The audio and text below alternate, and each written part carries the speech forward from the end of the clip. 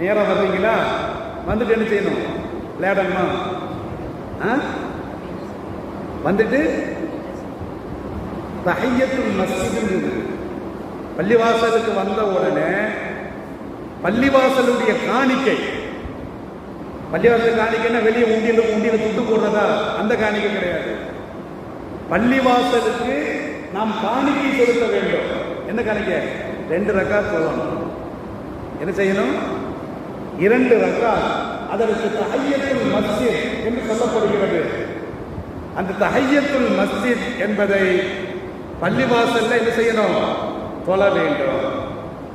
அப்ப நேரம் வந்து இகாமத் பாங்கு சொன்ன பிறகு வர்றீங்க.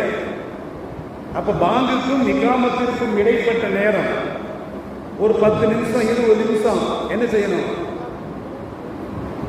தஹிய்யத்துல் மஸ்ஜித் காணிக்கை தொழுகை தொழணும், அல்லது சுன்னத்தான தொழுகையை தொழணும்.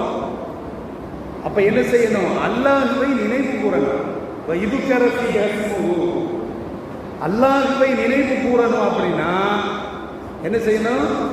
அல்ஹம்துலில்லாஹ் சொல்லணும். அல்ஹம்துலில்லாஹ் 33 தடவை, சுப்ஹானல்லாஹ் 33 தடவை, அல்லாஹ் அக்பர் 33 தடவை, லா இலாஹ இல்லல்லாஹ்.